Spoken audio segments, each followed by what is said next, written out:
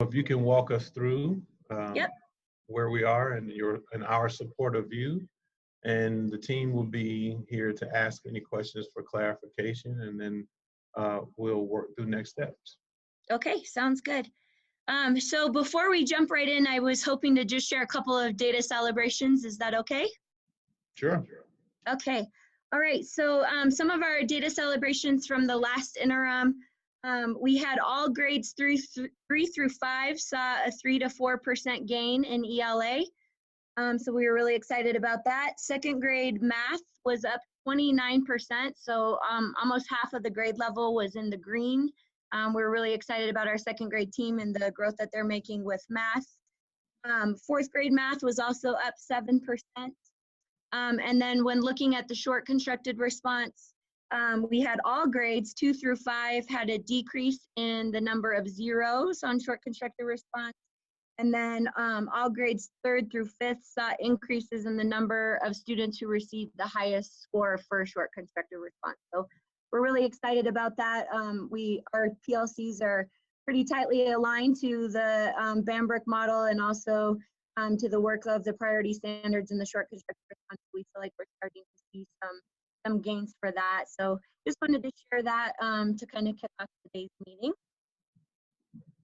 So I will jump into the requested support. So as you can see, the first one that we really were asking for support with was district level support for AN, and really thinking about the short term, so this school year, as well as the long term. And I did move that status to meeting goals at this point. I feel like we have a game plan and some very strategic things are happening. Obviously, we still have challenges with AN on a daily basis, but I feel like we have a plan in place. So right now, I am meeting with Shay Carter monthly. We actually had our first monthly meeting in November. We did not have a December one. She unfortunately had to cancel, but we do have our January one set up. And that's really just to continue to have open lines of communication around challenges and needs. I also am meeting with Claire regularly as well. And Claire, so had the first meeting with Shay really to get clear on sort of our game plan. Our game plan, in essence, is to just reduce the number of students in our program. And so really that's going to be through kiddos that are ready for to return to the mainstream classroom. And then also kiddos who might be needing more intensive support. And so I met with Claire to kind of prioritize our reevals. So we looked at, when are kids up for reeval anyways, and what makes sense, and who needs the most intensive support. And so thankfully, the ESS team has granted us with an ESS consultant assistant. He's here providing additional support for the AN classroom as we are getting reevals done and hopefully reducing the numbers of our class size. We are also receiving regular weekly support from Dana Rogers, who is providing coaching to my AN teacher. As you guys are probably aware, my AN teacher is brand new. And so her coaching support from Dana is definitely necessary and appreciated. We also were granted a full-time school social worker. Thank you very much for that. So now we still have a 0.7 vacancy for our ESS caseload. But right now my school social worker is working primarily to support the AN classroom. She's still doing about 0.1%, just supporting the ESS caseload, but I have a temporary or an interim social worker who's working 2 days a week with kiddos as we're trying to get that 0.7 filled.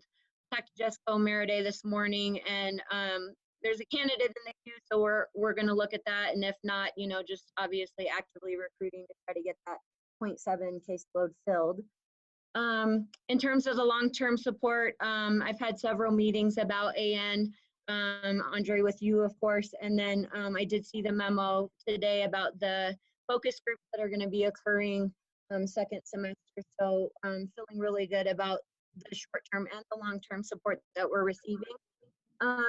one thing just, or really two things that would still be beneficial just at this juncture in time or where we're at right now is we are very interested in the neurosequential model and using some of that research and best practice to support our AN classroom. So I don't know. I know that there were pilot schools and there was an application process and that sort of thing. But I'm just wondering if any of it could be brought to our team. I know our paras are eager to learn strategies and ways to best support our kiddos. So I don't know if there's any way to bring any of that to us this year just to support the AN classroom. That would be greatly appreciated. And then just continued training and support for more intensive CPI holds. We did have Rick come out and train my team on a more intensive CPI hold. And so just, you know, it's our understanding that some of those require additional authorizations or that sort of thing. So we were thinking either if there could be a district team that is authorized that would come support when those are needed, or just continue to provide training and, you know, tell us what we need to do to be authorized to do those more intensive CPI holds when needed. But again, just feeling really good about the progress we've made with AN, and both for the short term and the long term. In terms of support with district curricular resources, that one I just said meeting goals but with challenges. We have, Jim actually reached out to us this week just to see how he could support us on the math side. Math isn't necessarily our focus, like, you know, in terms of the DDI days and PLCs. ELA is our focus because of our data. We did meet growth expectations for math last year, whereas we did not meet growth expectations for ELA. So we have elected ELA as our focus area. But Jim did reach out last week, I think it was last week, just to see what support we needed. And I did ask him to support my teaching partner with just continuing to build capacity around, you know, how do we support kids with unfinished learning? We currently use some of our ALD block for math intervention. And so really wanting to build the capacity of our teachers to continue that work that we learned at the recent principals meeting from Unbound Ed. Unfortunately, on the literacy side, we haven't really received any support for Lucy Calkins or Fontes and Pinnell. So that's just something that we haven't really received any support for yet. In terms of newcomer support, so we, as I mentioned in the last strategic response meeting, we do have an increasing number of newcomers. We went from 21% to 28% this year, kiddos who are really in their first year in the country.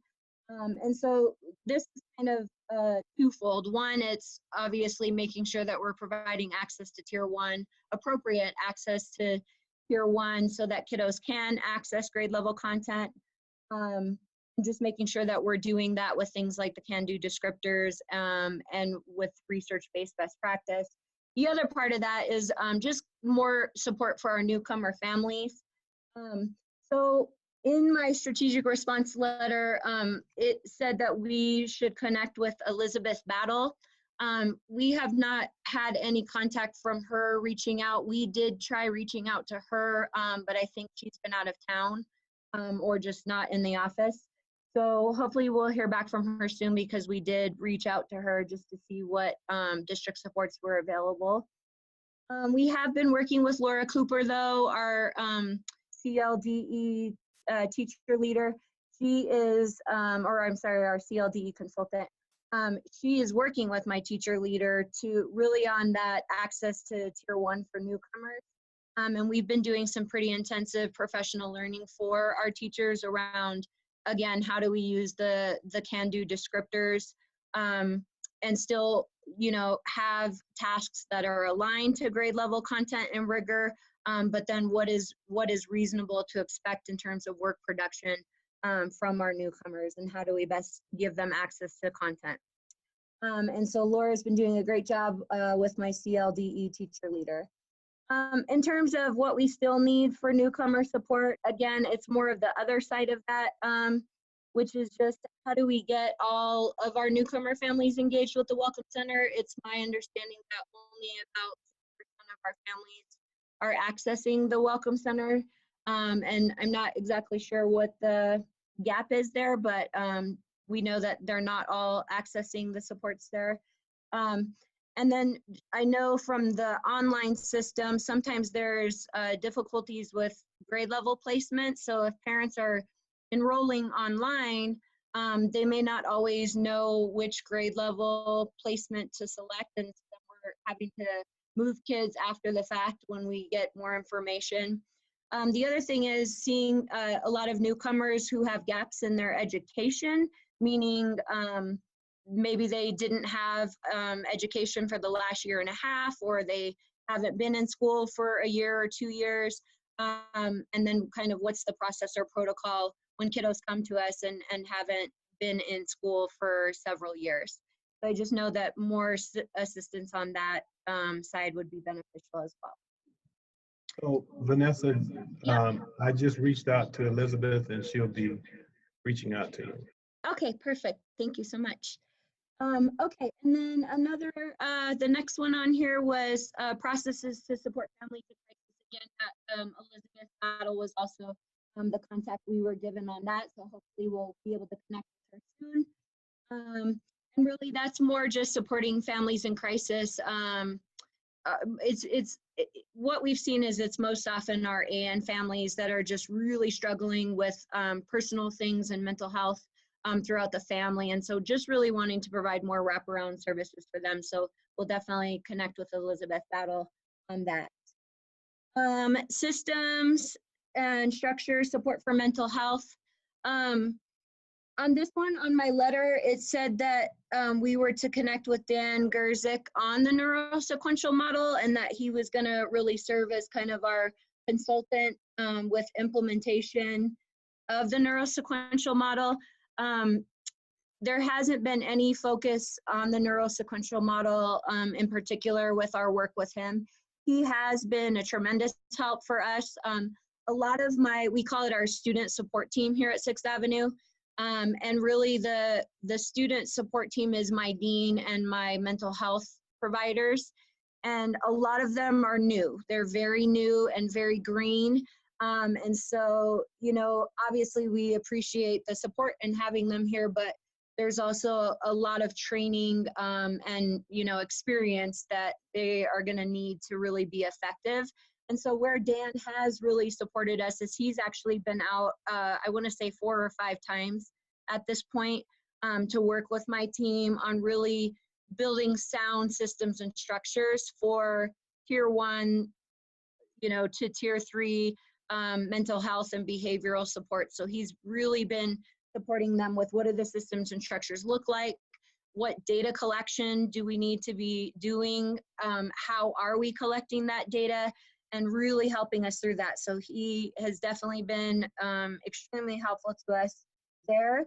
I did talk to him this morning about the neurosequential model more and just said, hey, you know, this is definitely something, especially having an AN program, this is definitely an area that we would want to focus in and get support. And again, I realize that the pilot is already in place, but if there's any way we can get any training or access to any of that, that would be greatly beneficial to us. So I mentioned that to him as well as Jessica Omeride this morning.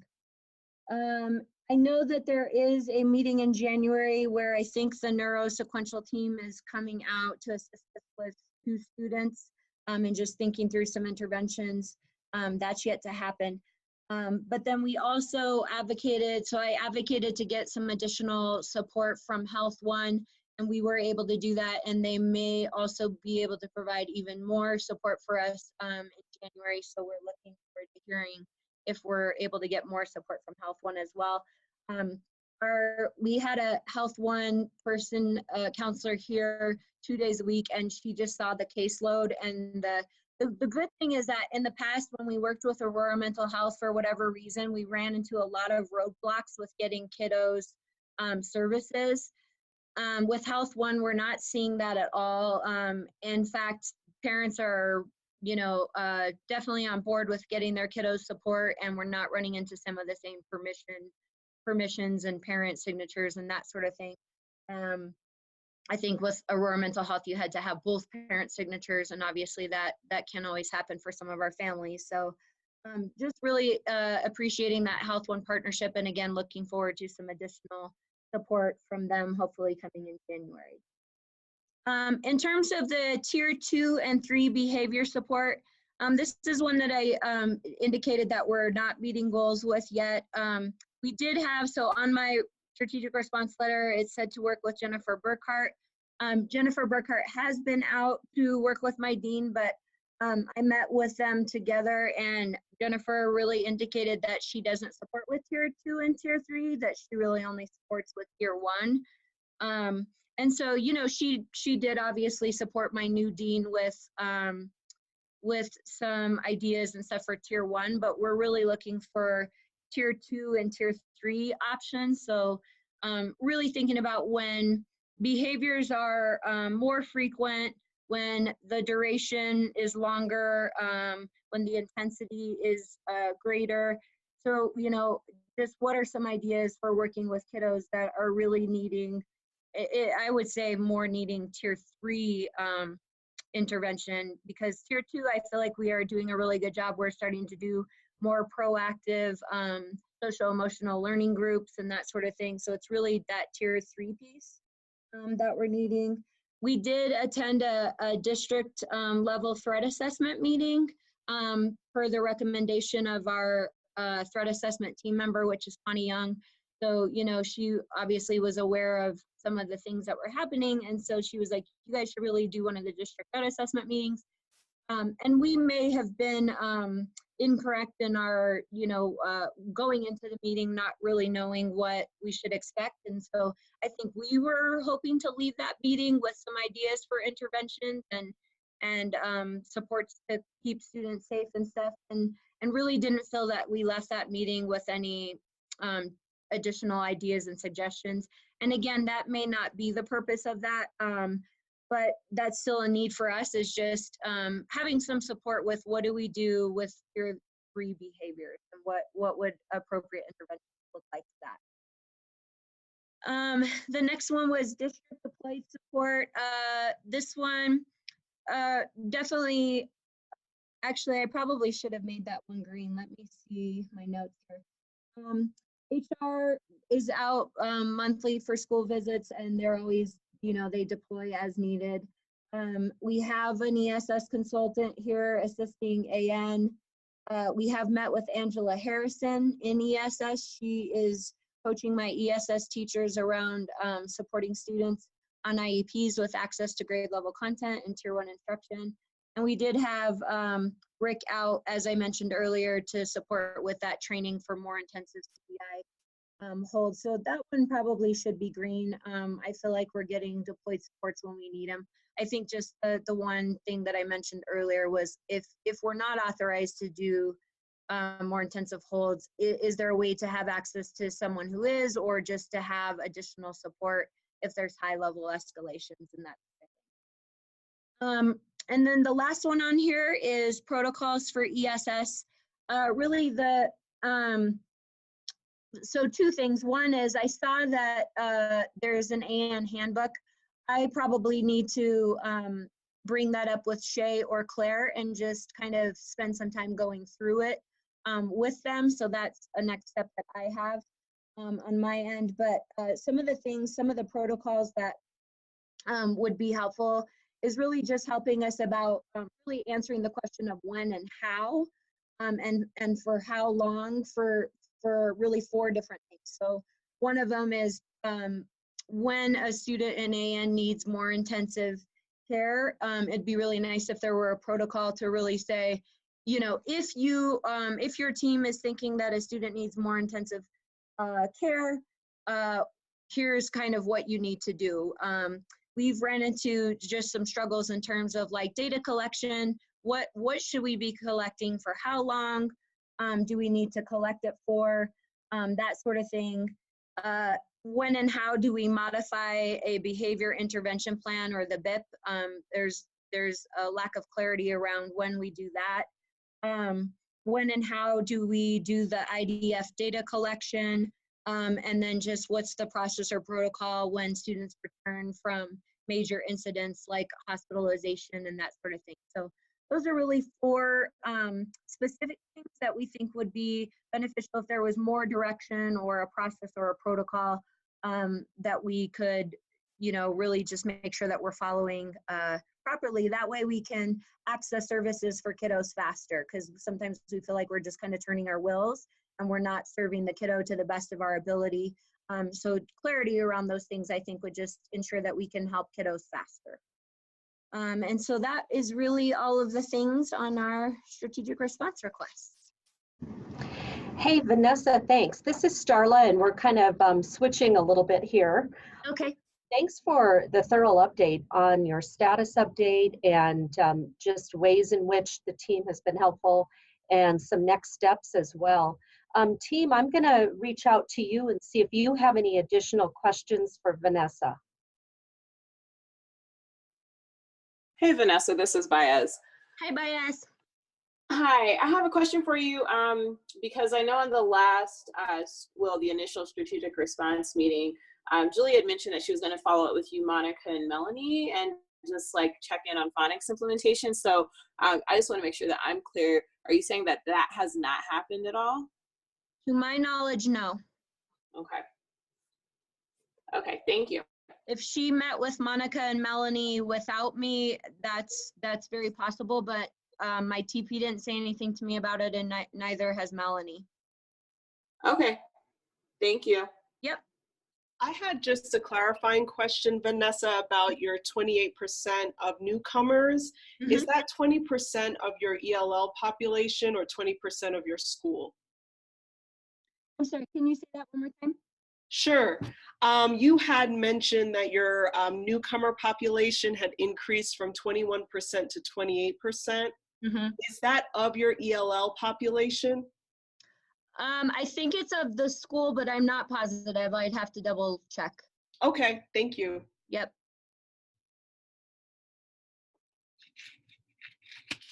So Vanessa, in addition to the things that you've pointed out, are there any other additional supports that you need moving forward? I don't think so, not other than what I mentioned just as I was going through each category. I think we're just in general, we're feeling a lot more supported this year. In some cases, we weren't sure if the responsibility was on us to reach out or if the responsibility was on the support team member to reach out. So maybe just clarity around that, like, should we be, ultimately, I'm sure it doesn't matter. But, just in reflecting, I was like, I wasn't sure if that was my responsibility or theirs. And so again, just some clarity around who should be reaching out. Should it be the school or is it up to the support team member to reach out to us? Because I think some things may have been delayed, like supports may have been delayed just because we were unclear and so in going through this, I was like, well, let's just reach out. If we haven't heard from somebody who, is listed on our strategic response letter, then let's just make the first move. Okay, I appreciate hearing that, and that should be on us. And so you've identified a couple of areas where we can strengthen there, and so you'll certainly be hearing from some folks. And then also thinking about some of the areas where maybe it has felt a little less supportive. We'll work on shoring that up on our end. Okay. So thank you so much for your preparation today and for filling us in on where you are with things. I'm really glad to hear about it and really glad that you're making some progress in some of the goals that you're working on. So moving forward, if you'll continue to maintain your status report, that gives Andre and Sue Lynn and the team a way to monitor the progress around the support that we're working to give to you. Okay, is the expectation on that just to every time there's a date, we should be updating it every time there's a date? That, as Andre would say to others, that's on you. But I think that, it's easy enough to just move that from week to week. And then if there are any particular updates to call attention to them. Okay.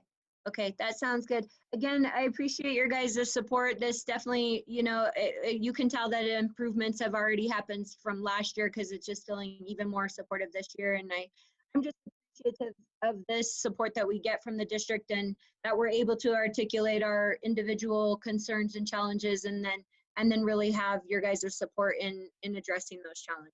So I can't thank you guys enough for that. Awesome. Well, thanks so much, Vanessa. Happy holidays to you, and we'll Happy see you holidays. next year. All Okay, right. thanks. Thanks All right. everyone. Take care. Take care. Okay, bye-bye.